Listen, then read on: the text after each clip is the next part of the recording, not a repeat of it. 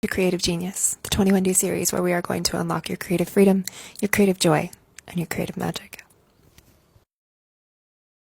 Hello, and welcome to day 20 of Creative Genius. You guys, day 20. Let's go. You naturally have gifts that come more easily to you, that are your gifts, that are the things that you probably don't even think are gifts because they come so easily to you. And other people are like, gosh, I wish I could do that. Things we don't even see about ourselves. We have natural gifts, but even our gifts can be developed. And what we're going to talk about today is mastery and effortlessness and grace, because we have to be willing to put in the work. The thing about mastery, they say it takes 10,000 hours to become a master at any one particular thing. I would say, I think the real gift of mastery is that we have as long as we have. We all have a lifetime that we don't know how long we get. It has a clock on it and it's ticking and it has an endpoint. We just don't know when. So it's not that we can't do everything, it's that we can't do everything all at once. You're not going to be able to be good at, 25 different things on the level you want to be good at. It's what do you want right now? What would you like to master right now? What would you like to have a beginner's mind, a curious mind about right now? And then as we build these skills, as we get better than them, we can like layer on, because then things become effortless because they just become a part of who we are. We just get better at them until they just become something that is easy. Again, we go back to like the walking, the running, the riding the bike, the reading, the things like that. The more you practice them, the easier they get, and you can add on. You can learn more complicated words. You can learn more layered, math equations as you get better. You can learn more complicated bike tricks. Like we learn in layers. Grace and effortlessness comes from putting in the effort into those layers so that it becomes muscle memory, so that it becomes who we are. Your grace as a creative, your effortlessness as a creative, your effortlessness in the way you want to speak, in the way you want to show up, and what you want to create comes from creation. It doesn't come from thinking about it. It doesn't come from holding back. It doesn't come from, planning. It comes from practice. It comes from being willing to put yourself in the fire, to put yourself in the ring, in the arena. Take the shot. All the sports metaphors.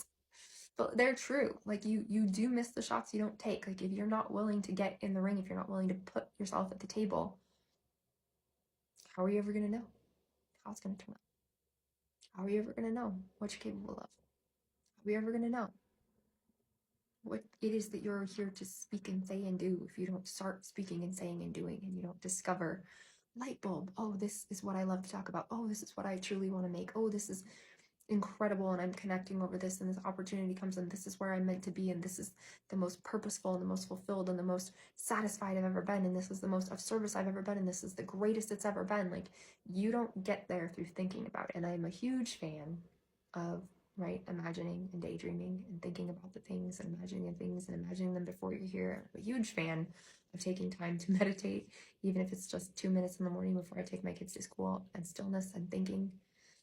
I'm a huge fan of all of that, but it's not a substitute for the action.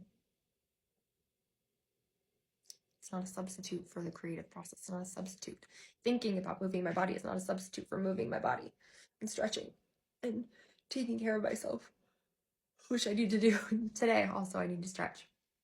It's not like we can't substitute the physical things that we need to do in order to build mastery. You have to get in the game. You have to put some skin in the game. You have to put some effort in. You have to be willing to be embarrassed. You have to be willing to fall down. You have to be willing to fail. You have to be willing to get up again. You have to be willing to sit with yourself. Your grace and your natural gifts are there, but they're waiting to be developed. They're waiting to become something that is like your mastery. And if you're unsure what your gifts are, what your natural gifts are, you can ask people around you. Like, start noticing, what do people come to you for? What do people ask you for? What do people, are naturally drawn to you? And do you love that? Like, does it feel easy for you? Does it feel fulfilling for you? Not an obligation, but things that you just could naturally do for hours without getting tired. What are the things that light you up once you start doing them? And you just time stops, and we get back into that creative flow place that we talked about in one of the first videos. And it's not something that you necessarily always want to do, right? Because we're not always motivated to create. We're not always motivated to do things. We're not always motivated to go for a run. We're not always motivated to do the things that we know feel good. But when you're doing them, everything feels better. Everything is more alive. Everything is more lit up. And you remember, oh yeah, this is how I want to feel. This is how I want to feel. This is what I want to create. Those things are the things we want to spend more time doing. And the things that drain you, the things that you leave and you feel, ugh, and like, I hate this, and this is not for me, and this is a no in my body, and I know this isn't, where I'm supposed to be. Those are the things we want to see. How can I transition out of this? How can I feel differently about this? How can I change this so that we're moving more in the direction towards our gifts, towards our mastery? And the other thing about grace and effortlessness and open-mindedness is having that beginner's mind. It's being willing to always learn. It's realizing that there's always more to learn. Like, we're going to end this life and there's still more to learn. There's still more to discover. There's still more we could have done. There's still more we could have created. There'll never be an end to that. There's just an end point. There's just an end time. So how do you create at that level right now? How do you let yourself start creating at that incredible level right now? Today, your assignment is to recognize where you already are graceful, where you already have that, where it feels effortless and it feels natural and what your gifts are. And it's also to recognize where you want to put more effort in and to start planning and prioritizing and like choosing to take action and choosing to develop those gifts that you want, choosing to develop the mastery that you want, choosing to put the time in because it's worth it, because you're worth it, because your life is worth it. And the time's going to pass anyway. In another year, another 10 years, the time's going to pass anyway. So what do you want to create with that time? Really ask yourself, because this is the last little bit of this series. What am I ready to create right now? And what am I ready to take action on? And let yourself have the time to become the master you want to be. I'll see you tomorrow.